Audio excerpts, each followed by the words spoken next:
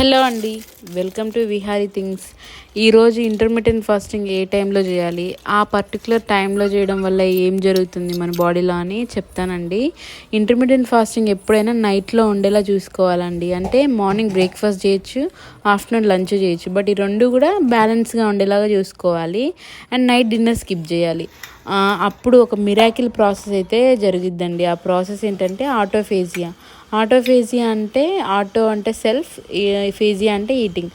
మన body self ఈటింగ్లో ఉంటుందంటే మన బాడీలో ఉన్న క్యాన్సర్ సెల్స్ని, డ్యామేజ్డ్ బాడీ ఆర్గాన్ సెల్స్ని, లేదంటే ఫారెన్ బాడీ సెల్స్ని, ఇలా అన్నీ మనకి అవసరం లేని సెల్స్ అన్నిటిని కూడా మన బాడీ తినేసి క్లీన్ చేస్తుందండి. అండ్ బాడీలో ఏమైనా ఇంబ్యాలెన్సెస్ ఉన్నా కానీ వాటిని కూడా కరెక్ట్ చేస్తుంది. అంటే మన బాడీ తనంతట తానే రిపేర్ చేసుకోగలిగిద్ది అన్నట్టు ఈ ఇంటర్మీడియట్ ఫాస్టింగ్లో ఉన్నప్పుడు.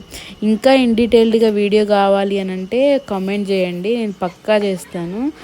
అసలు బ్రేక్ఫాస్ట్లో ఏం తీసుకోవాలి, లంచ్లో ఎలా తినాలి, డిన్నర్ని ఎలా స్కిప్ చేయాలి, ఈ డిన్నర్ తినకపోయినా మనకి క్రేవింగ్స్ రాకుండా ఎలా తగ్గించుకోవాలి అని డీటెయిల్డ్గా ఒక వీడియో చేస్తాను. మీరు కమెంట్ అయితే చేయండి.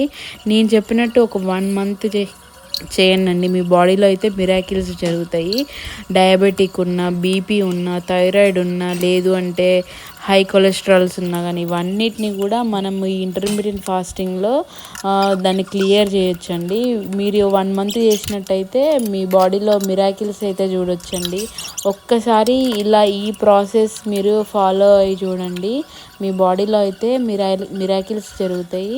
అండ్ నేను కూడా నేను ఫేస్ చేసి ఉన్నాను కాబట్టి ఇంత పక్కాగా చెప్పగలుగుతున్నానండి. నేను ఎక్స్పీరియన్స్ అయ్యాను ఇంటర్మీడియట్ ఫాస్టింగ్లో ఇవన్నీ కూడా. థ్యాంక్ యూ ఫర్ వాచింగ్ అండి. Thank you so much.